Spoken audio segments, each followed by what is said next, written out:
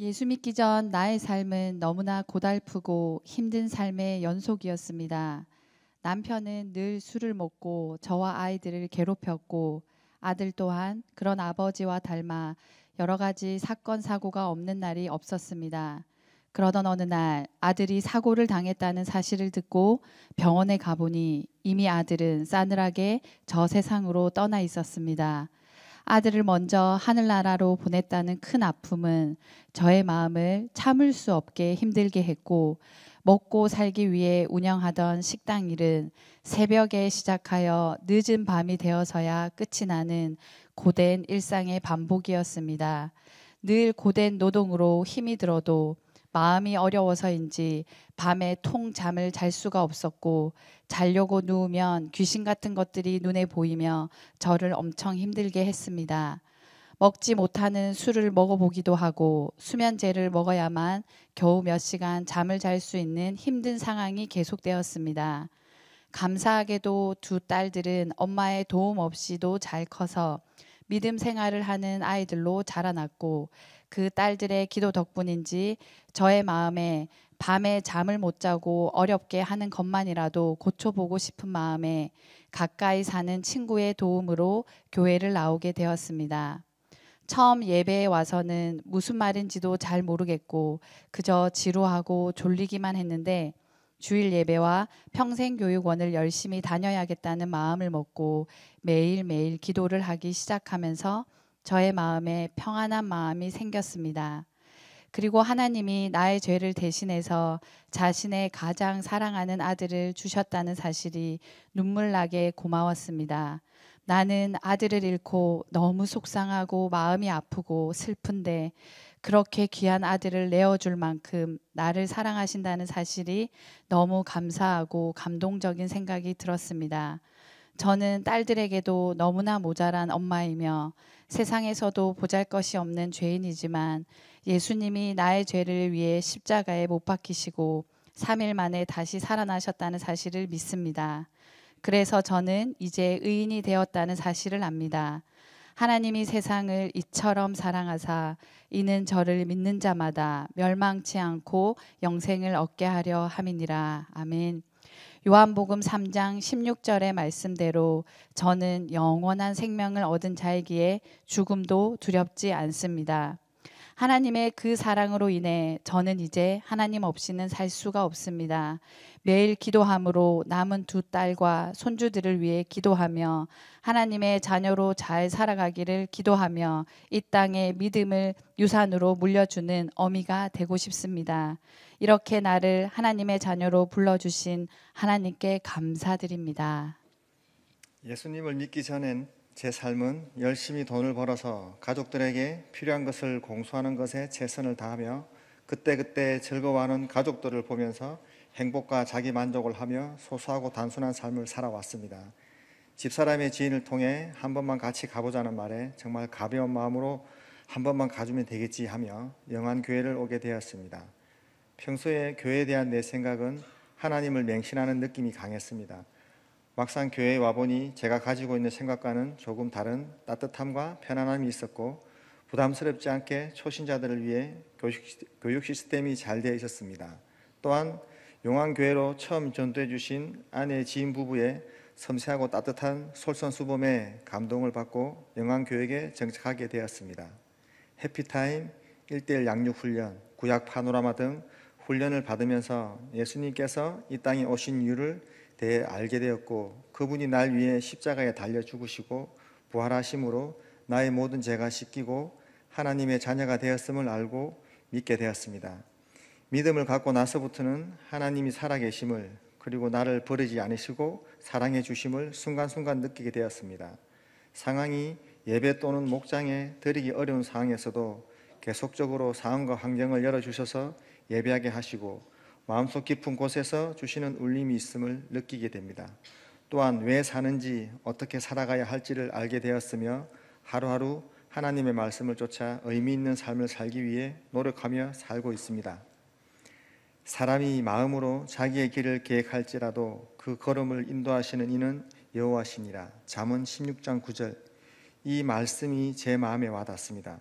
제 삶을 인도하시는 하나님께서 순간순간 인도하심을 믿습니다. 항상 성경을 늘 가까이 하며 기도를 게을리하지 않겠습니다.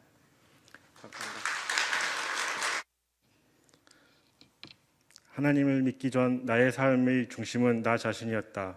모든 일에 내 자신 위주로 생각하고 생활했다. 미디어에서 나오는 종교 지도자들의 일탈 행위를 보면서 종교에 대해 회의적이고 비판적이었다.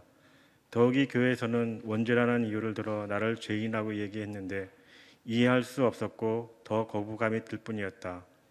하나님은 이런 생각에 치우쳐 살던 나를 위해 많은 시간 기다리시고 차근차근 준비하셔서 하나님의 자녀가 되는 은혜를 주셨음을 알게 되었다. 하나님께서는 하나님을 믿는 아내를 만나게 하셔서 결혼 후 교회에 나오게 하셨다. 교회는 나갔지만 하나님을 진심으로 영접한 것은 아니었다. 아내를 교회에 데려다주고 마트에서 장을 보거나 교회 식당에서 국수를 먹거나 다른 일을 했다. 어쩌다 예배에 참석해서도 대부분 졸았고 진심으로 예배를 드린 적이 없었다. 그렇게 10여 년이 넘는 시간이 흐른 뒤 2013년 뇌하수체 종양이라는 질병에 걸려 수술을 받아야 했다. 뇌 신경에 혹이 생겨서 심한 두통을 동반하면서 시신경이 눌려 한쪽 시력이 안 보였다. 다행히 양성이어서 전이 되는 것은 아니었고 혹을 제거하는 수술을 받고 시력을 되찾았다. 그런데 3년 전쯤 질병이 재발하면서 재수술을 받아야 했다. 재수술은 처음과 달리 혹이 더 이상 자라지 않도록 일종의 방사선 치료를 하게 되었다. 방사선 치료의 부작용을 최소화하기 위해 혹의 정확한 위치를 알아야 해서 MRI를 찍었는데 다시 자란 혹이 뇌신경에 너무 붙어 있어서 방사선 때문에 뇌신경 일부에 부작용이 생길 수 있다고 담당 의사가 얘기했다. 무거운 마음으로 6개월 후에 수술하는 것으로 일정을 잡았다. 이때도 난 교회를 건성으로 다니며 국수를 먹고 카페에서 커피를 마시는 일로 예배를 대신했다. 아내는 매일 나를 위해 기도를 더 열심히 했고 교회에서는 정식 교인도 아닌 나를 위해 목회자분들과 중보기도팀이 내 이름을 부르며 수술이 잘 되도록 기도하고 있다는 소식을 듣게 되었다. 6개월 후 수술을 하기 위해 다시 MRI를 찍었는데 신기하게도 뇌에 신경이 붙어있던 혹이 신경이 떨어져 안전하게 수술을 할 수 있게 되었다. 담당 의사도 혹이 신경에서 떨어진 이유를 모른다고 하면서 신기했다. 문득 하나님께서 나를 정말 사랑하시나 하는 생각도 들고 교회에서 내 기도를 하고 있다는 이야기가 생각나면서 감사한 마음이 들었다. 사람이 감당할 시험 밖에는 너희가 당한 것이 없나니 오직 하나님은 미쁘사 너희가 감당하지 못할 시험 당함을 허락하지 아니하시고 시험 당할 쯤에 또한 피할 길을 내사 너희로 능히 감당하게 하시니라. 아멘. 고린도전서 10장 13절 말씀 속에 나의 이야기가 있음을 어렴풋이 깨달으며 나의 인생을 내가 알지 못할 때부터 계획하시고 인도하셨다는 말씀이 조금씩 실감나고 내 삶의 주인이 내가 아닌 하나님이신 것도 알았다. 하나님의 무한하신 사랑과 구원과 영생을 믿을 수 있도록 믿음을 선물로 주셔서 감사하다. 이 침례식을 계기로 나 자신만을 생각했던 것에서 겸손하고 다른 이를 배려할 줄 알고 하나님의 자녀로서 높은 자존감을 가지고 예수님처럼 사랑과 희생으로 섬기는 삶을 살도록 노력하겠다. 감사합니다. 예수님을 믿기 전에는 제 스스로가 여리고 상처가 많지만 항상 착한 사람이라고 생각했습니다. 기억도 나지 않는 어린 시절, 저는 여러 번의 수술로 인해 몸이 많이 약하였고 생리현상 조절에 문제가 많아 놀림을 받으며 살았습니다. 저는 저의 문제 상황을 위해 노력할 시도조차 하지 않고 그저 부모님과 누나의 보살핌에 의존하며 살았습니다. 가족들에게 사랑을 많이 받아 무사히 성장하였고 놀림받는 일도 없어졌습니다. 그러나 저는 그때의 일 때문인지 내 몸과 정신을 허비하며 불쌍하지만 착하고 남을 자주 도와주는 사람으로 보이고 싶어하는 삶을 살았습니다. 저는 말할 곳이 필요했던 것 같습니다. 내가 항상 착하면 누군가가 나를 봐주니까, 내 사정을 알아주고 불쌍하지만 착한 아이라고 해주니까. 그래서 무작정 친구들을 도왔습니다. 그러나 제 의도와는 다르게 어느 날 제가 의지하던 친구들과 멀어져 있었습니다. 저는 그날부터 점점 무너져 내렸습니다. 그때부터 저는 정신과에 내원하며 약에 의존하였습니다. 친구들이 아무리 위로를 해주어도 뒤에서는 저를 욕하는 것만 같은 기분에 저는 어디에 의지해야 할지, 무엇을 붙잡아야 할지 막막했습니다. 이런 생각과 우울감과 자기 혐오의 굴레에 빠져 삶을 포기하려고 했습니다. 그때 기숙사 생활을 함께 하였던 친구가 저에게 자기 삶의 이야기와 예수님을 믿고 변화하게 된 이야기를 해줬습니다. 하나님이 천지를 창조하시고 예수님께서 죄인된 우리를 위해 인간의 모습으로 이 땅에 오셨고 우리를 꺼내주시기 위해 대신해서 죽으시고 살아나셨어 라는 말과 함께 교회에 와보지 않겠냐고 말했습니다. 그 다음 주에 저는 친구를 따라 어하나를 견학하고 예배를 드렸습니다. 처음에는 모두가 친절한 교회의 분위기에 매료되고 안정감을 느껴 매주 교회를 나왔습니다.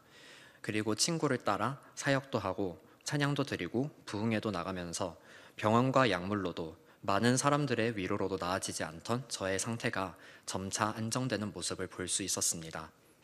사람들과 어울리는 것에 지치고 사람과의 관계에 나아갈 용기를 잃어버렸던 저는 교회의 여러 좋은 사람들과 교제하고 말씀을 나누면서 하나님 아래에서 관계 맺는 것이 무엇인지 알게 되었습니다.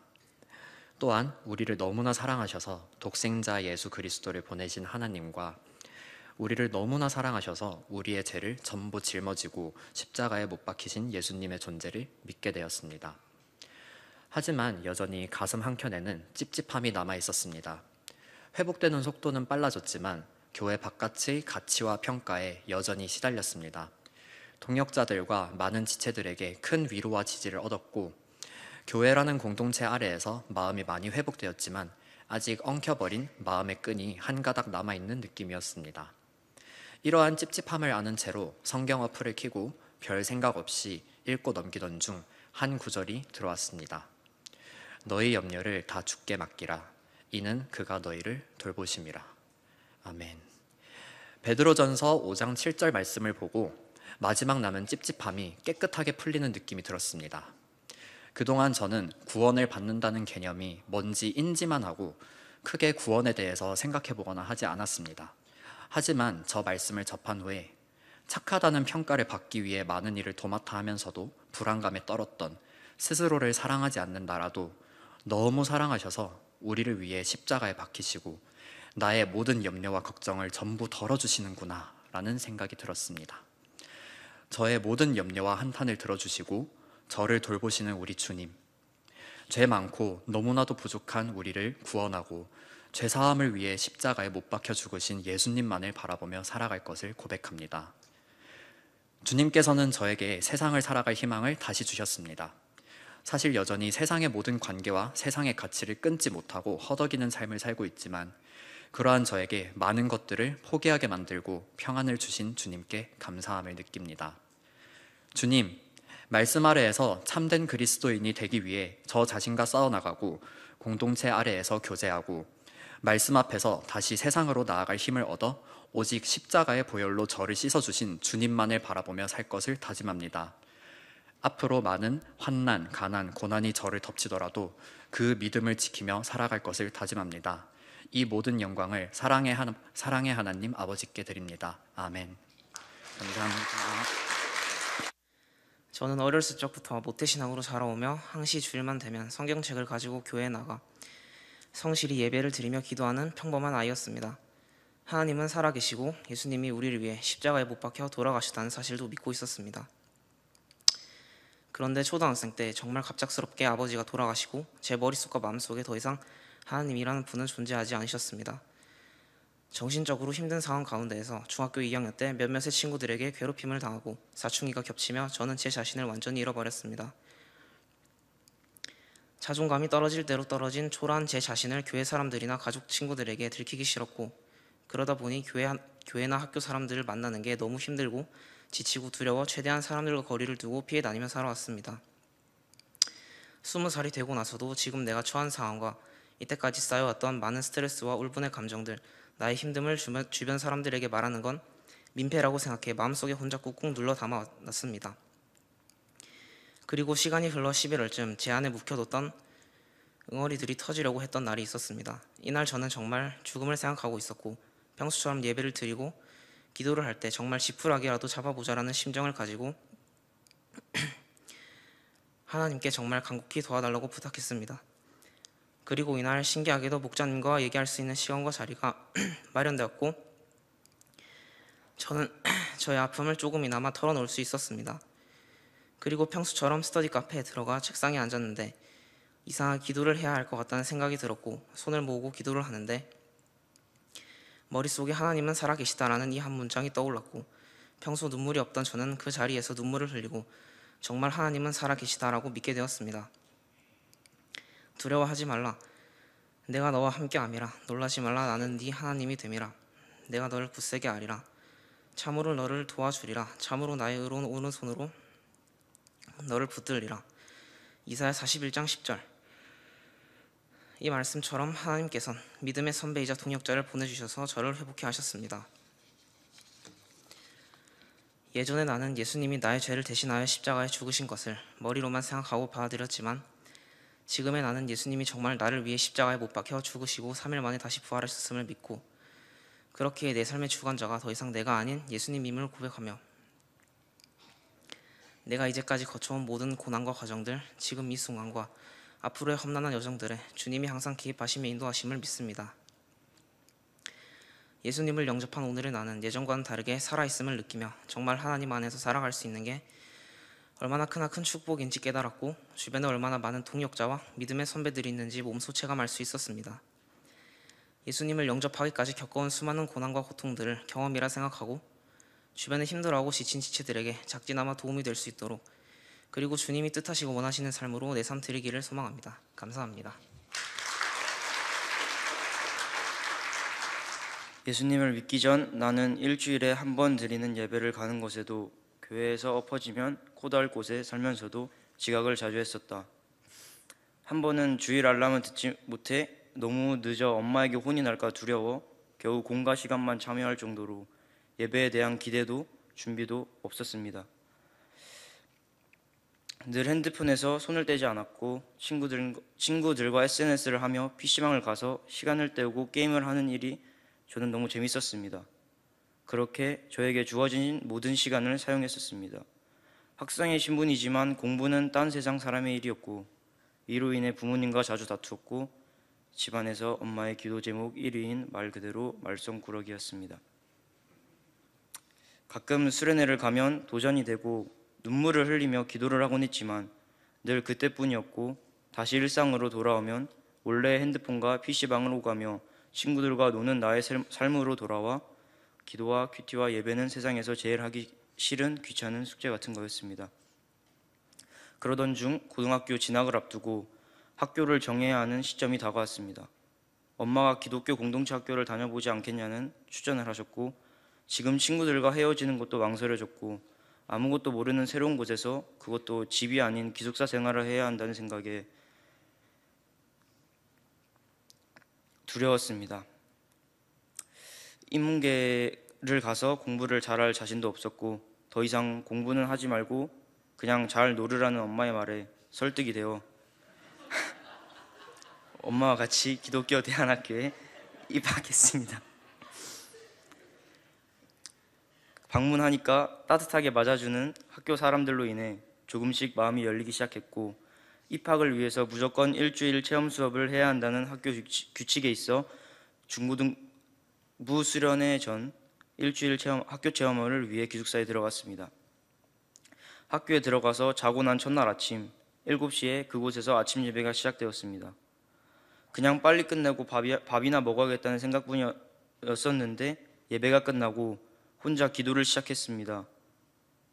근데 갑자기 늘 마음 한켠 멀고 어렵게만 느껴졌던 저희 아버지가 생각나며 아버지를 위해 하나님께 기도하기 시작했습니다. 나도 모르게 뜨거운 마음이 느껴지면서 하나님이 나를 강하게 위로하시며 나의 모든 것을 알고 계신다는 마음을 주셨습니다. 그리고 저는 초등학교 5학년 때 한 예배 말씀을 통해서 예수님을 만났던 기억이 났습니다. 나는 도저히 못할 나의 모든 더러운 죄를 위해 십자가에 못 박혀 죽으신 예수님의 사랑이 다시금 기억나기 시작했고, 여전히 하나님은 나를 문 밖에 서서 기다리고 계셨는데 내가 하나님을 외면한 채 예수님의 사랑을 무시한 채 살아가고 있었다는 것을 깨닫게 하셨습니다. 그리고 하나님은 이사야 41장 10절 두려워하지 말라 내가 너와 함께함이라 놀라지 말라 나는 내 하나님이 됨이라 내가 너를 굳세게 하리라 참으로 너를 도와주리라 참으로 나의 의로운 오른손으로 너를 붙들리라 라는 말씀으로 내 마음에 가장 큰 숙제 같았던 아빠의 문제를 위로하심을 확신했습니다. 그 예배 이후 내 모든 생각이 달라지기 시작했습니다. 이전에도 복음은 알고 있었고 구원의 확신이 있었지만 내 삶에 변화가 없었습니다. 죄송합니다. 학교에서 매일 드리는 새벽 예배와 큐티를 통해 하나님은 늘 나에게 말씀으로 말씀하시는 분임을 깨닫게 되었고, 더 하나님을 알아가고자 말씀이 궁금해지기 시작했습니다. 큐티를 하며 성경도 읽기 시작했고, 지루했던 예배 시간과 기도 시간을 기대하며 기다리게 되었습니다.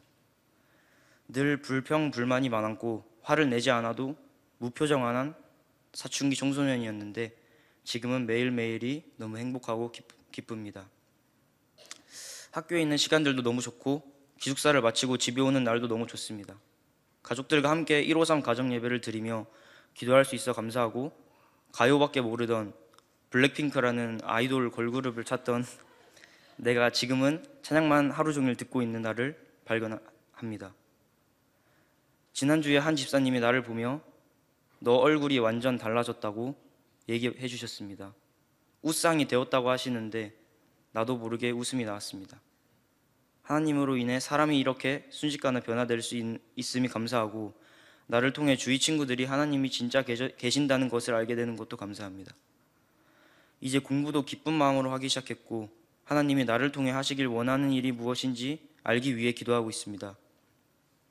이전에는 죽음이 두려웠는데 나는 이제 전혀 죽음이 두렵지 않습니다.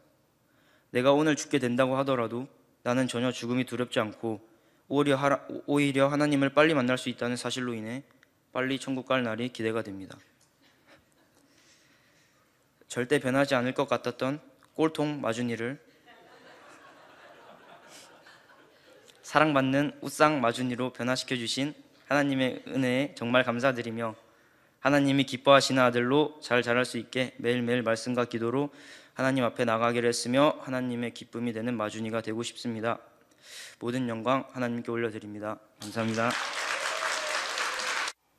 저는 옛날에 언니를 따라 교회를 다녔는데 결혼을 하고 여러 가지 어려움이 세월을 겪으면서 언제부터인가 교회를 다니지 않게 되었습니다. 어느 날인가 제 동생에게 교회에 나가 믿음을 가지면 어떻겠느냐고 물었더니, 동생은 자유롭게 믿음 생활을 했으면 좋겠다는 마음이 들었기 때문입니다. 그 후에 많은 시간이 흐른 어느 날 동생이 저에게 물었습니다. 언니, 나 교회 다닌 지가 1년이 되어 가는데 같이 가보지 않을래? 조카 지혜도 같이 다녀. 동생의 권면에 따라 여기 영어교회에 나오게 되었습니다. 사실 몸은 교회 밖에 있었지만 언제나 믿음을 염두에 두고 있었고, 교회에 나와 예배를 드리고 말씀을 들으며 이제는 나의 구원이 예수 그리스도를 바라보며 살고 싶은 마음이 들었습니다. 나를 대신하여 십자가에 죽으시고 나를 위해 부활하신 예수 그리스도의 은혜가 너무나 크다는 사실을 깊이 깨달았기 때문입니다. 내가 진실로 너희에게 이르니 내 말을 듣고 또 내 보내신 이를 믿는 저는 영생을 얻었고 그 심판이 이르지 아니하나니 사망에서 생명으로 옮겼느니라. 요한복음 5장 24절. 하나님께 부족한 저에게 은혜와 지혜를 주셔서 그분의 사랑을 깨닫게 하셨고 도전할 수 있는 용기를 주셔서 오늘 이 자리까지 오게 됐습니다. 저를 구원하시고 늘 동행해 주시는 사랑의 주님을 굳게 믿고 그분의 말씀 붙잡고 기도하며 살아가겠습니다. 하나님, 진심으로 사랑합니다. 감사합니다. 어릴 적 예수님이라는 분을 막연히 믿었지만 세상에 젖어 살며 사는 게 바빠서 주님을 외면하고 살았습니다. 가끔씩 힘들 때마다 교회를 나가기도 했지만 그냥 스치듯 가볍게 생각하고 살았습니다. 교회 가서 기도했는데 내 뜻대로 되지 않으면 또다시 주님을 외면하고 이기적인 삶을 산 내 모습이 주님 앞에서도 같은 모습으로 반복되기를 여러 번 그렇게 주님과 저는 멀어졌습니다. 그러던 중 힘든 코로나 시기 중 경제적으로 힘들어지면서 식당 일 알바를 찾던 중 모 식당에 취직을 하게 되었습니다. 그곳의 사장님 부부는 참 상식적이고 합리적인 분들이셨고 그분들의 신앙생활을 보면서 나에게도 저런 하나님이 계셨었는데 그동안 잊고 살았음을 깨닫고 살며시 사장님께 저 교회 한번 따라가도 될까요? 라고 말을 했습니다. 사장님 부부는 너무 좋아하시며 당장에 저를 교회 VIP로 초대해 주셨습니다. 그렇게 다시 저는 하나님을 만났습니다. 열심히 교회를 다니며 1:1 양육 신앙 기초반 교육을 받으면서 성도들과 함께 기도하는 법도 배우고 성경의 의미도 정말 조금이지만 알게 되었고 매일매일이 감사하고 행복하면서 이제 주님을 만난 나임을 주님이 나에게 아니 항상 주님은 내 곁에 계시면서 내가 바라보기만을 기다리셨다는 믿음이 생기고 내 안에 주님이 계심을 고백합니다.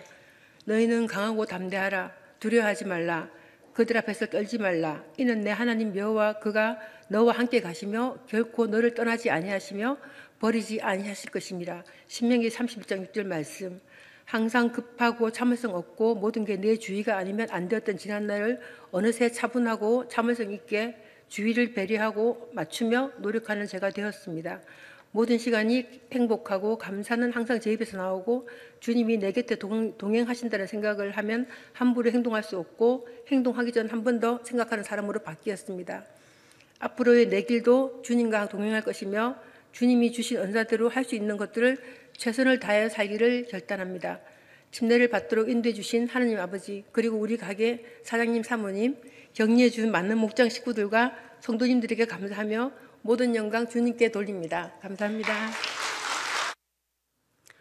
50 중반이 되면서 삶에 대한 무거운 짐이 느껴졌다. 그런 마음의 짐 때문에 어려움이 찾아오면 헤쳐나가야 한다는 생각보다는 모든 걸 다 버리고 아무도 없는 곳으로 떠나가고 싶다는 생각을 많이 하게 되었고 그럴 때마다 마음 깊이 우울이 자리하고 있어 불쑥불쑥 나를 두렵게 하고 마음을 짓눌렀다.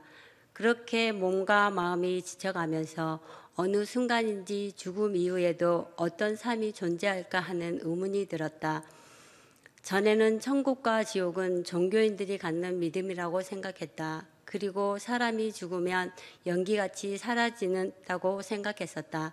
그렇게 마음의 우울로 힘들어하고 있을 때 같이 일했던 선생님과 밥을 먹으면서 하나님 나라에 대해 이야기를 들었다. 죽으면 천국이 있고 영원히 죽지 않고 사는 것이라는 말을 들었을 때 지금 생만 어찌어찌 살면 끝이라 생각했던 생각이 바뀌게 되었다. 그러던 중 신앙심과 인성이 참으로 좋은 선생님의 권유로 교회에 나오게 되었고 하나님의 말씀을 들으면서 내 마음에 주시는 평안과 알 수 없는 기쁨이 내 안에 가득 차기 시작했다.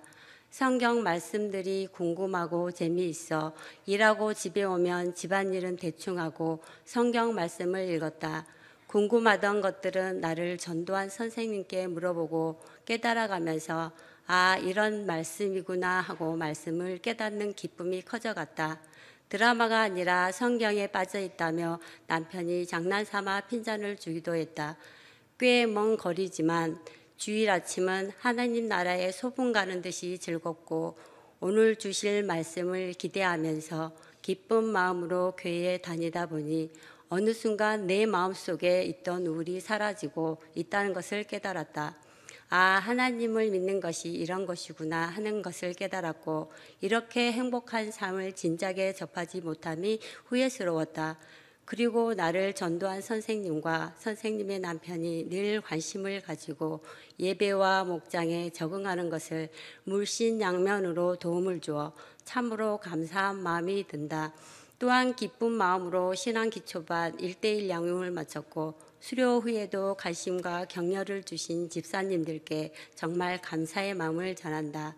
우리 부부는 나를 전도해 주신 선생님 부부가 있어 마음은 조금 어색해도 잘 적응해 가고 있다.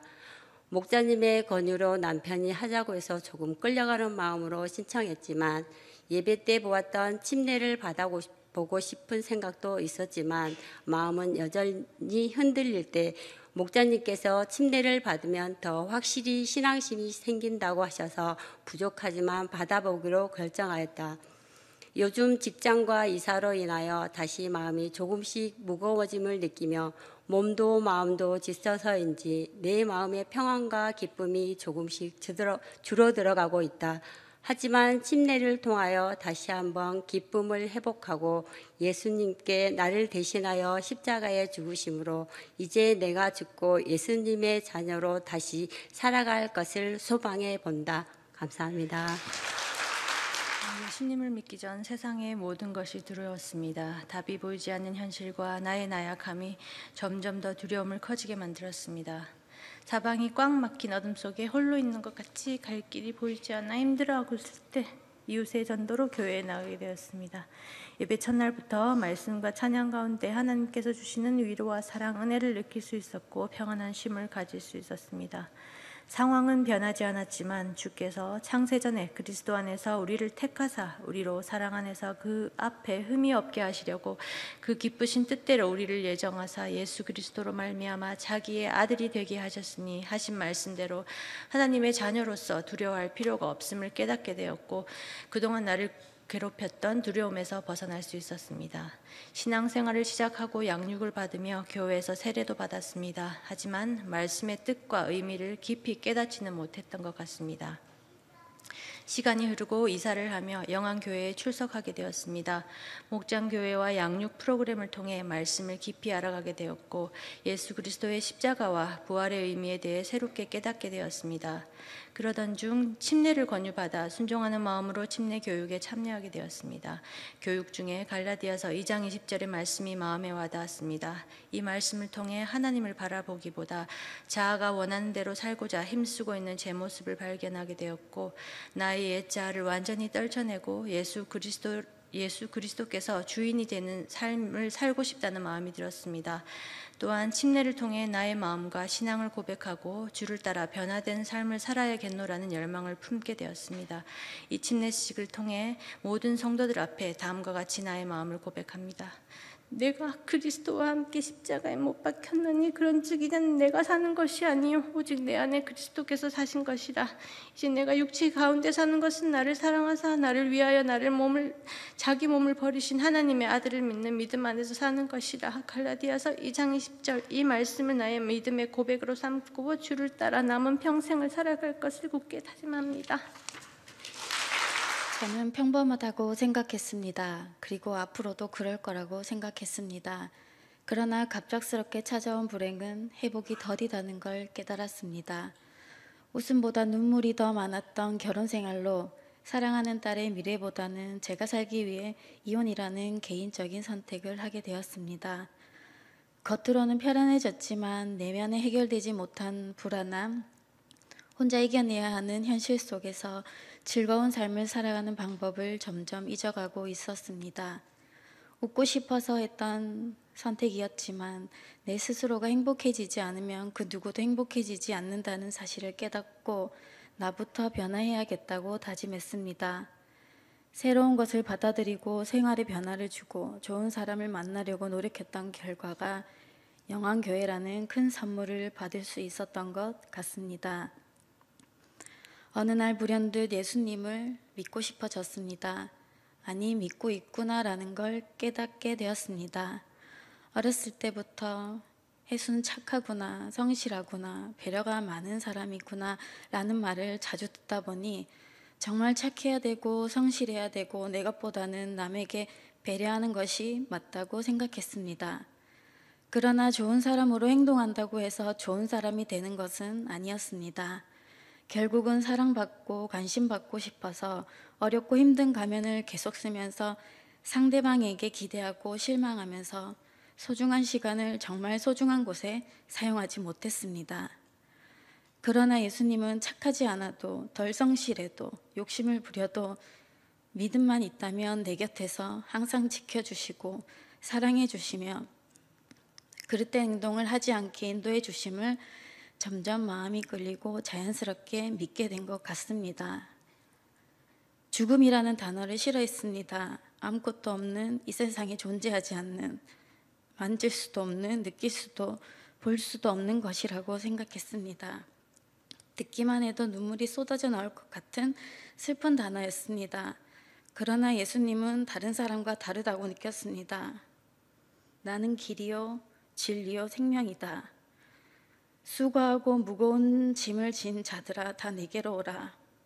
목마른 자야 내게로 와서 마시라. 내 이름으로 무엇을 구하든지 내가 시행하리라.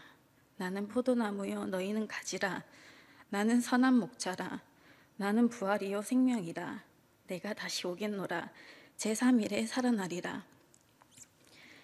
예수 그리스도는 하나님처럼 말하고 하나님처럼 살고 하나님처럼 모든 것을 행하셨습니다.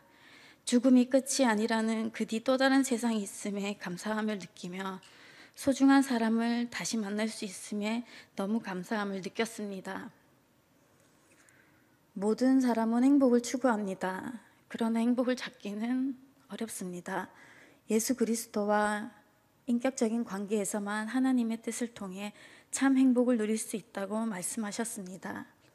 그러나 고도의 문화와 함께 물질주의의 문명과 인간이 기계화되어 가며 인간의 원색적인 행복감은 변질되어 가고 있으며 예수님만의 어떤 상황에서나 환경을 초월하는 참 평안을 줍니다. 예수님은 인생의 궁극적 목표를 가르쳐 주셨습니다.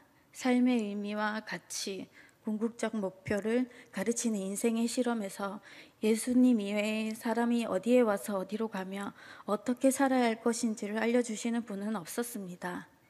믿는 자에게는 여생을 주고 영접하는 자에게는 하나님의 자녀가 되는 권세해 주심에 감사하며 더욱 사랑하고 소중히 여기며 살 것입니다.